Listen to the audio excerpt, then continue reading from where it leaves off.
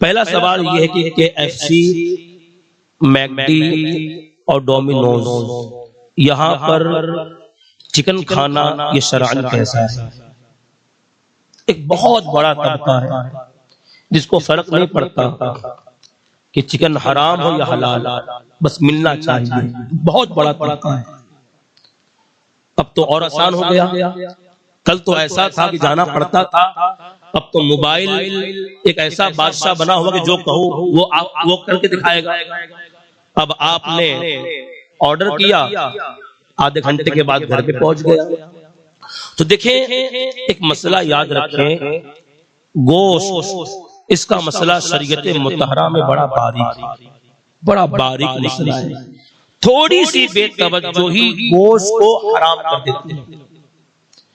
گوشت اسی وقت حلال ہے جب کوئی سنی صحیح العقیدہ شخص نے ذبح کیا ہو بسم اللہ اللہ اکبر پڑھ کر، جو جانور حلال ہے تو وہ گوشت آپ کے لیے حلال ہے۔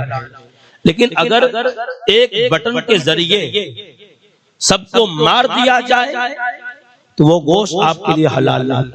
آپ برازیل کو دیکھیں، آسٹریلیا کو دیکھیں، دنیا میں بڑے بڑے ممالک ہیں جہاں پر ہزاروں ہزار جانور کون ذبح کرے گا؟ ایک بٹن دباؤ سب ختم۔ اب تو مشینیں اب ایسی آ رہی کہ ایک بٹن مارتا بھی ہے اور ذبح یہ کاٹتا بھی ہے، بوٹیاں بھی بنا دے۔ اب ایسی مشینیں اب آ رہی ہیں، تو ایک بٹن کے ذریعے جھٹکا لگا، سب کے سب مر گئے، اور پھر اس کا گوشت پوری دنیا کے اندر پیکٹ میں تقسیم کیا جاتا ہے۔ عرب ممالک کے اندر بھی وہی گوشت ہے۔ یاد رکھیں کہ مشین کا ذبیحہ یا بٹن کے ذریعے اسے کرنٹ لگے وہ مر جائے، ایسا گوشت ایک مسلمان کے لیے حرام۔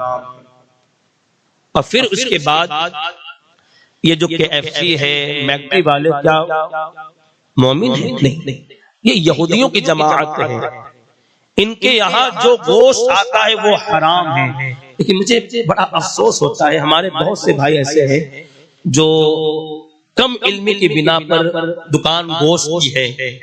اب تو عجیب معاملہ ہے کہ وہ پان بھی کھاتے رہتے ہیں اور کھاتے بھی، سنڈے کی بڑی بھیڑ رہتی ہے، کون اتنا پڑھے، کہاں اتنا وقت، وہ پان بھی کھاتے رہیں گے، ذبح کرتے رہیں گے، یہاں تک کہ وہ بات بھی کرتے رہیں گے، ذبح کرتے رہیں گے۔ بھائی ذبح کا مسئلہ تم نے اتنا آسان سمجھ لیا ہے کہ تم کچھ بھی کرو یہ گوشت حلال ہو جائے گا؟